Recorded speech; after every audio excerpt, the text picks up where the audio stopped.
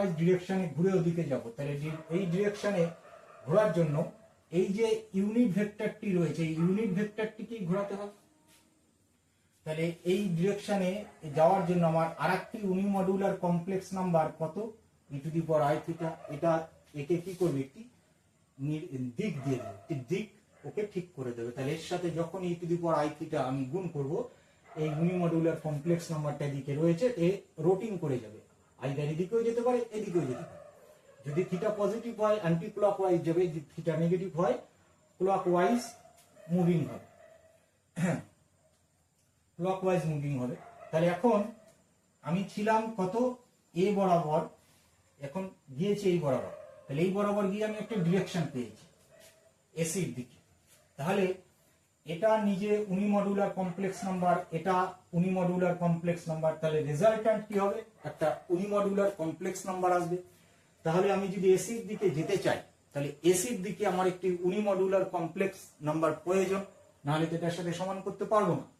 তাহলে এ থেকে সি, এ আর সি এর মাঝে ইউনিমডুলার কমপ্লেক্স নাম্বার কত হবে, z2 মাইনাস z1, দুটো কমপ্লেক্স নাম্বারের দূরত্ব z2 মাইনাস z0।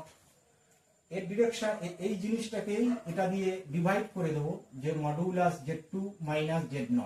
এটি আবার কি হবে, যে এটিও আমাদের ইউনিমডুলার কমপ্লেক্স নাম্বার, এটিও ইউনিমডুলার কমপ্লেক্স নাম্বার।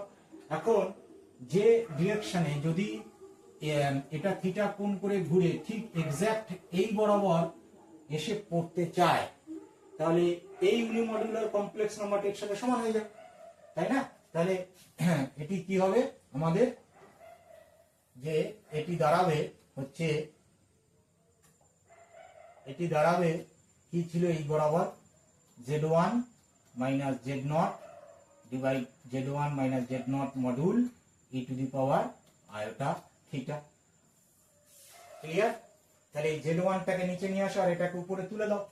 তাহলে এবার হচ্ছে z2 minus z1 divide z1 minus z0 equal to modulus z2 minus z1 divide z1 minus z0 এর মডুল e⁻